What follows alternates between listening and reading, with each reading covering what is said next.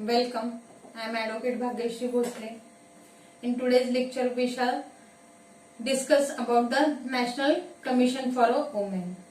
The National Commission for Women was set up as a statutory body in January 1992 under the National Commission for Women's Act 1990 to review the constitutional and legal safeguard for women, to recommend the remedial legislative measures, to facilitate the redressal of grievances, and to advise the government on all policy matters affecting the women. In keeping with this mandate, the Commission initiated the various steps to improve the status of women and work for their economic empowerment during the year under the report. The Commission completed its visit to all the state and union territories except the Lakshadweep and prepared a general profiles to assess the status of women and their empowerment. It received a large number of complaints and acted suo motu in several cases to provide the speedy justice. It took up to issue the child marriages, sponsored legal awareness programs, Parivarik Mahila Lok Adalats, and reviewed laws such as the Dowry Prohibition Act, PNDT Act, Indian Penal Code, and National Commission for Women's Act 1990 to make them more stringent and effective.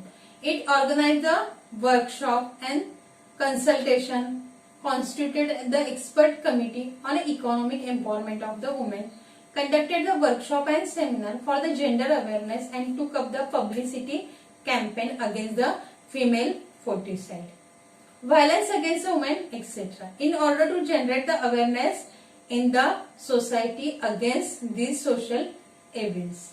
Then we shall see the brief history behind the National Commission for Women. The National Commission for Women was set up as a statutory body in January 1992 under the National Commission for Women Act 1990 to review all the constitutional and legal safeguard for women, recommend the remedial legislative measure, facilitate and redressal of the grievances, and advise the government. The Committee of a Status of a Woman in India recommended nearly 2 decades ago the setting up of the National Commission for Women to fulfill the surveillance functions to facilitate the redressal of grievances and to accelerate the socio-economic development of the women. Successive committees, commission plans, including the National Prospective Plan for the Women, recommended the constitution of an apex body for the women. During 1990, the central government held the consultation with the NGOs, social workers, and experts regarding the structure, functions, power of the commission proposed to be set up. In May 1990, the bill was introduced in Lok Sabha. In July 1990, the HRD department organized a national level conference to elect the suggestion regarding the bill. In August 1990, the government moved the several amendments and introduced a new provision to vest the commission with the power of a civil court.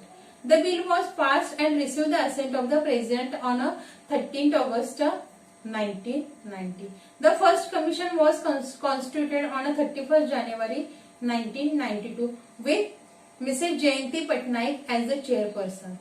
The second commission was constituted on July 1995 with Dr. Mohini Giri as the chairperson. The third commission was constituted on January 1999 with the Vibha as a chairperson. The Constitution of the Commission. Section 3, National Commission for Women's Act, state that the central government shall constitute a body to be known as the National Commission for Women to exercise the power referred on and to perform the function assigned to it. The commission shall consist of the chairperson, committed to cause of a woman, to be nominated by the central government.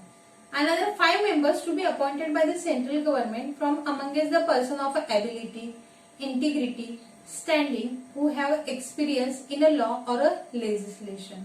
Trade, unionization, management of an industry, potential of the women's voluntary organization, administration of a economic development, health, education or a social welfare, provided that at least one member each shall be from amongst the person belonging to the SC and ST. Then a member secretary to be appointed by the central government who shall be an expert in the management, organizational structure or the sociological movement, or an officer who is a member of a civil service of a union or an all India service or hold a civil post under the union with the appropriate experience. The mandate of the commission. Section 10. The National Commission for Women's Act 1990, Section 10 states that the Commission shall perform all or any of the following functions. Namely, to investigate and examine all the matter relating to the safeguard provided for the women under the Constitution and other laws. Present to the central government annually and at such other time as the Commission may deem fit, report upon the working of their safeguard. Make in such a report recommendation for the effective implementation of those safeguard for the improving the condition of a woman by the union or any state. Review from time to time the existing provision of the Constitution and other laws affecting women and recommend the amendment thereto so as to suggest the remedial legislative measure to meet any lacuna, inadequacies or shortcoming in such a legislation. To take up the cases of a violation of the provision of the constitutional or other laws relating to the women with the appropriate authorities.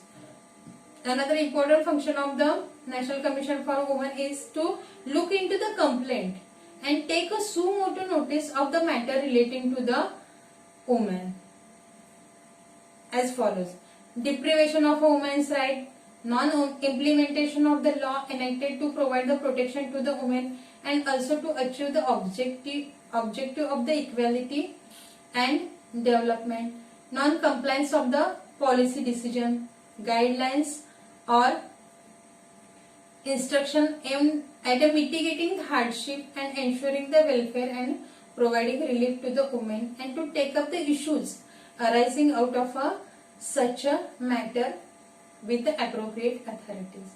Then another important function is a call for a special studies or investigation into the specific problems or a situation arising out of the discrimination and atrocities against the women, and identify the constraints so as to recommend the strategy for their removal.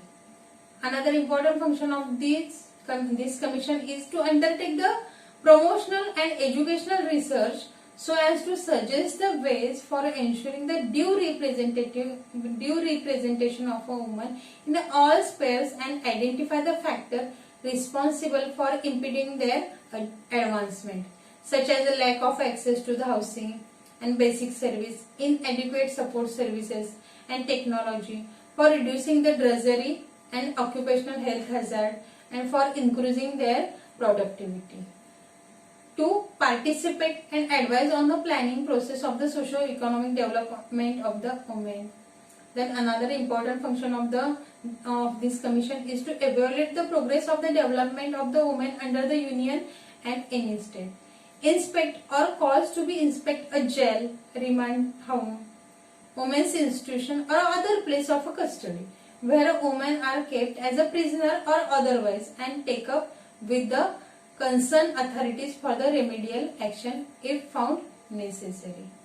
Fund the litigation involving the issues affecting a large body of a women. Make a periodical report to the government on any matter pertaining to the women and to particular various difficulties under which a woman told.